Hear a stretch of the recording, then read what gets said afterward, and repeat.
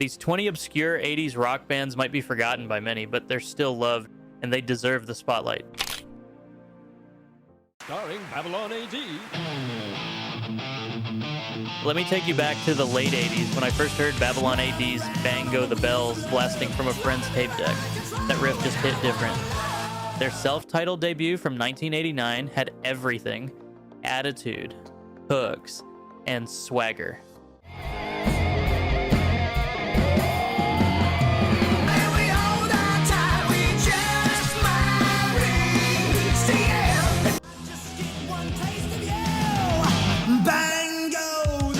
Produced by Simon Hanhart, the album also gave us The Kid Goes Wild, which landed on the RoboCop 2 soundtrack.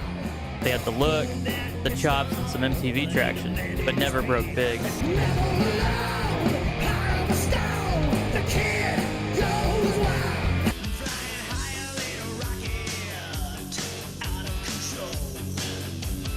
Still, that album became a cult favorite. Their mix of melody and grit set them apart. Even today, it still holds up.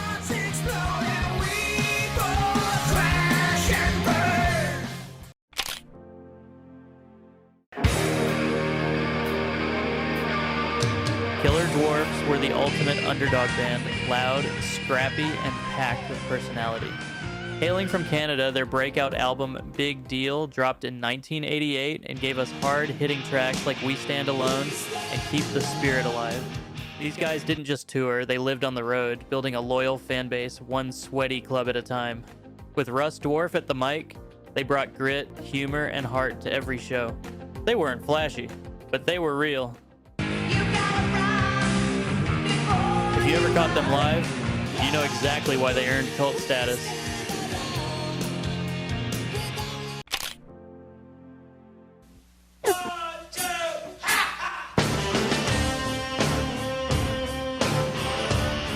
Bonham hit the scene in 1989, and yeah, the name caught attention.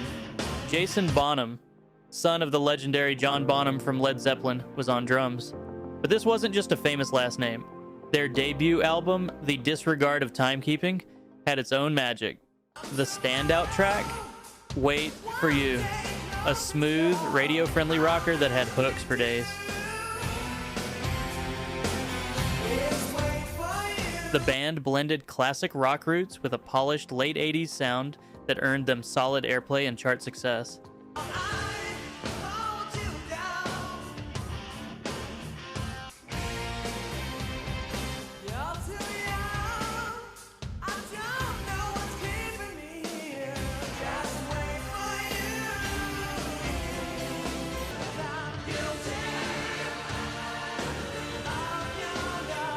They didn't last long, but for one brief moment, Bonham felt like the next big thing. If you like this video so far, please support this channel by liking and subscribing.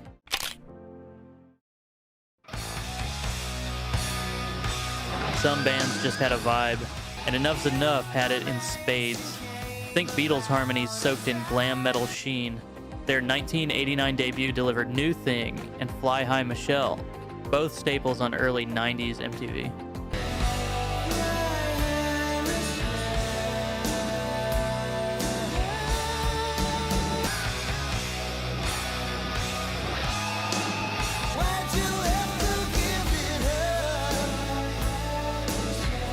Donnie Vai's vocals had a soulful bite, and Chip Zinough's bass lines held everything together.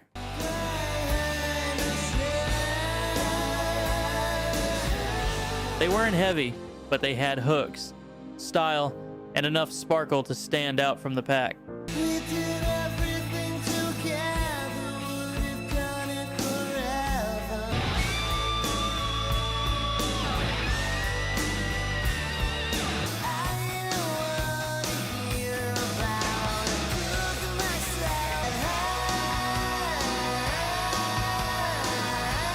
They've flown under the radar ever since, but their early work still has fans swearing they should have been huge.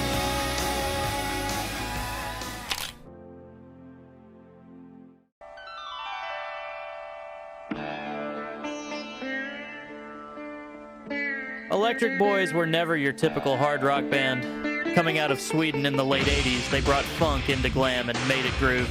Their debut album, Funko Metal Carpet Ride, dropped in 1989 and gave us All Lips and Hips, a strutting, cowbell-heavy anthem that sounded like Hendrix jamming with Aerosmith. They weren't all style either. Connie Bloom's guitar playing was legit, and their live shows had swagger.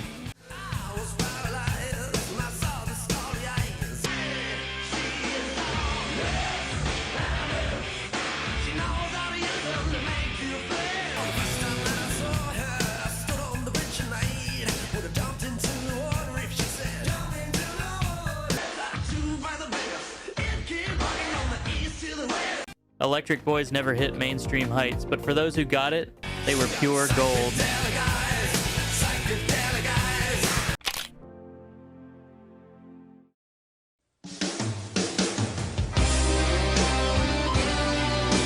Formed by Greg Giuffria and backed by Gene Simmons' label, House of Lords launched in 1988 with serious pedigree. Their self-titled debut was lush, layered, and cinematic, especially tracks like I Wanna Be Loved and Love Don't Lie. The vocals soared, the production sparkled, and the melodies were made for arenas. What set them apart was that blend of AOR polish and hard rock edge. They weren't gritty, but they had class. They may not have dominated the charts, but their debut left a serious mark on melodic rock fans.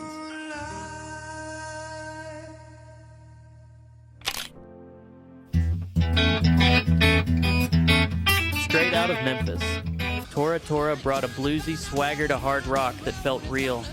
Their 1989 debut, Surprise Attack, hit with the single Walkin' Shoes. Catchy, gritty, and full of southern attitude. You could hear the difference. This wasn't glam by the numbers.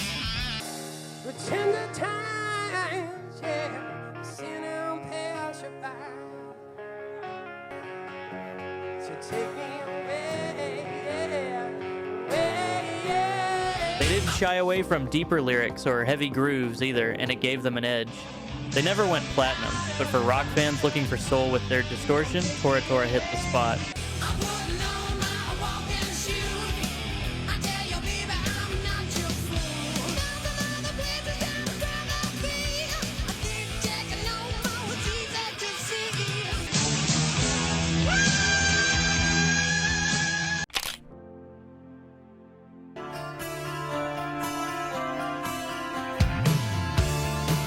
If glam metal had a mad scientist, it was Vinnie Vincent. After leaving Kiss, he formed The Invasion and unleashed a flashy, shredding storm. Their 1986 debut featured Boys Are Gonna Rock, but it was the follow-up, All Systems Go, that really connected, especially the anthemic That Time of Year. With Mark Slaughter on vocals and solos flying at lightning speed, the band sounded like glam metal pushed to its limit.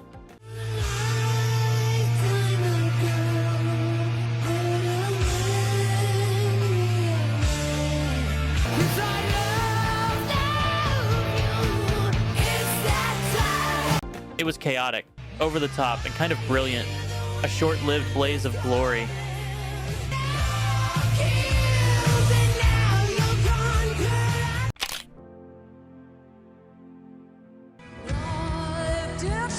Warlock had something most 80s metal bands didn't, a fierce frontwoman. Doro Pesch led the charge with power and presence. Their 1987 album, Triumph and Agony, gave us All We Are. All we are! A fist-pumping anthem that still holds up today.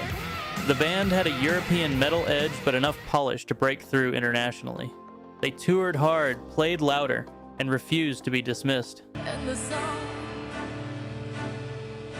I una promesa, werden uns niemals trennen, uns niemals trennen. We are all we need. I know we're all incomplete. Warlock didn't last, but Doro carried the torch. And that one record? Pure metal magic. See you and me.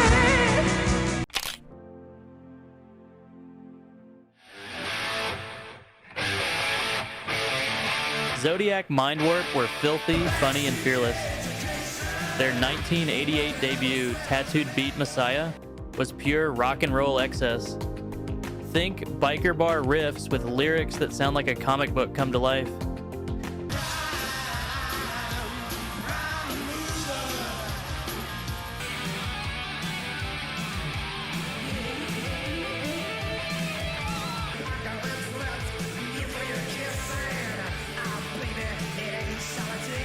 Prime Mover was their signature tune. Sweaty, loud, and impossible not to shout along to. They never took themselves too seriously, and that made them stand out in a scene full of posers. They were too wild to last, but for a moment they were everything rock should be. Prime Mover.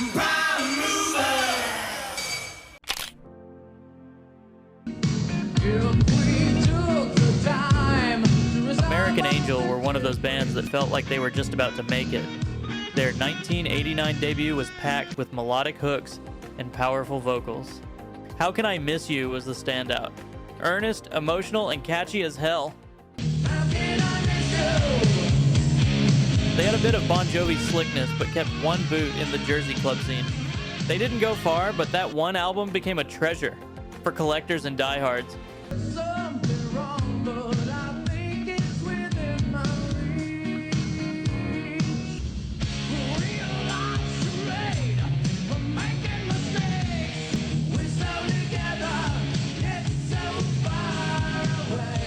You either discovered them early, or you missed a real gem.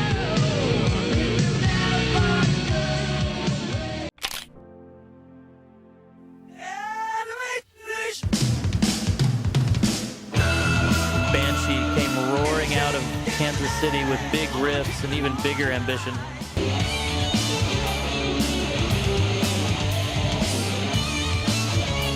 Their 1989 LP, Race Against Time, was a sleeper hit in the underground scene.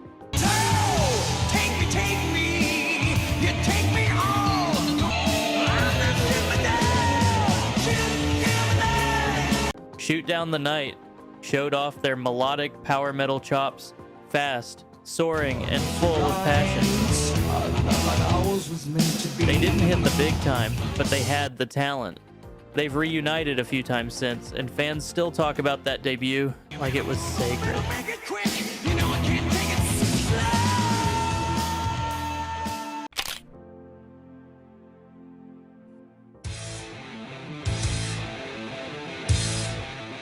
Dirty Look sounded like AC/DC got dragged through a Pennsylvania dive bar, and I mean that as a compliment. Cool from the Wire came out in '88 and hit hard with gritty vocals and simple, dirty riffs. It's Not the Way You Rock was their anthem. Straightforward, loud, and unpretentious. They didn't care about glam, just grooves.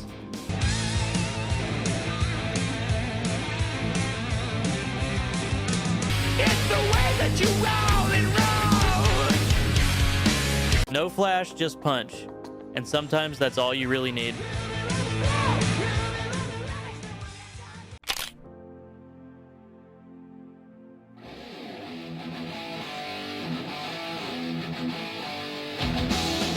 Leatherwolf brought something unique to the 80s metal scene.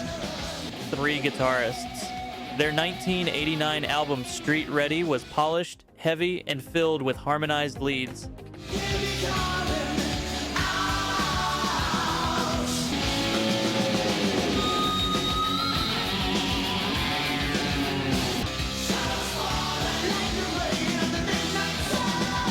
The Calling stood out, a soaring, epic track that showcased their musicianship. They had the chops, the imagery, and the sound. While never mainstream, they were respected. And their fans, fiercely loyal.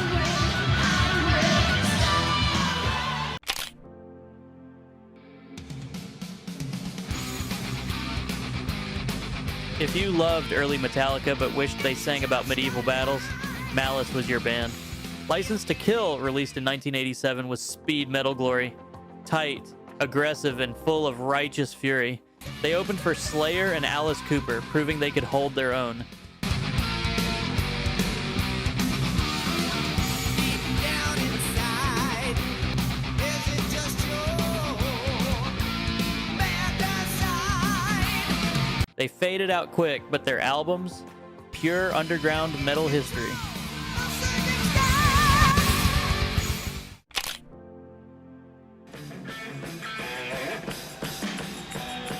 Sleazy, bluesy, and full of swagger, Rock City Angels had all the pieces. Even Johnny Depp played guitar with them early on. Their debut, Young Man's Blues, hit in 1988, and Deep Inside My Heart was the standout. Say you better move on. You're really over you. They were raw and real, too edgy for glam, too glam for punk. They never got the fame they deserved, but they earned a place in cult rock history.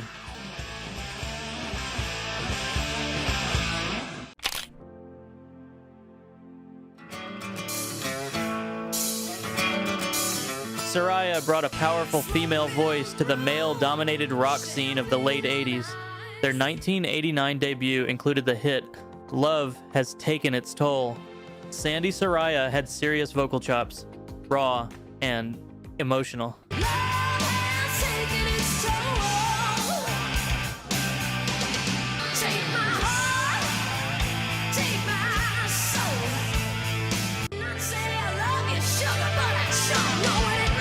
They mixed melodic rock with a harder edge, and the results were unforgettable. They only lasted 2 albums, but for fans of strong vocals and big choruses, they left their mark.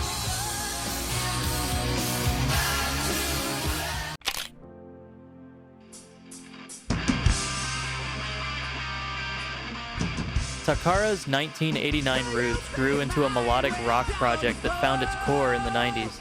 Jeff Scott Soto lent his pipes to their early releases, giving them instant credibility.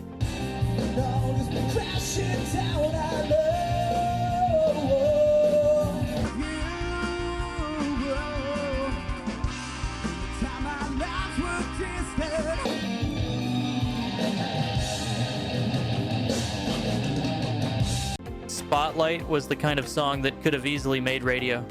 They were more of a deep cut for AOR fans. Tight production, great solos, smooth vocals. Not many remember them, but the ones who do never forgot.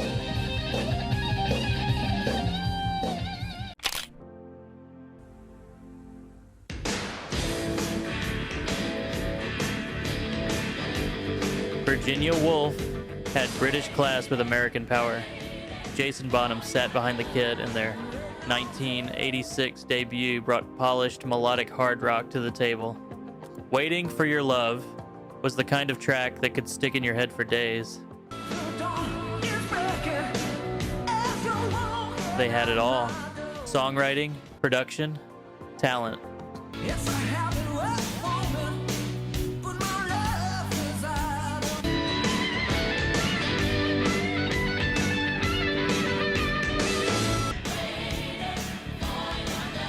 They only lasted 2 albums, but they still sound great today.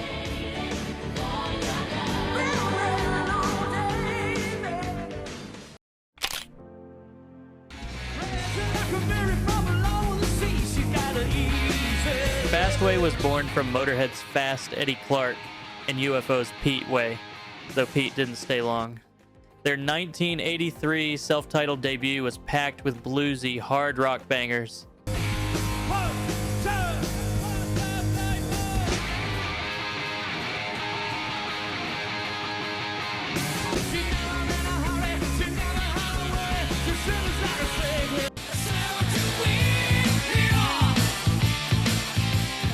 Say What You Will was the big one, gritty, catchy, and full of punch. They nailed the barroom metal vibe and found fans across both rock and metal crowds.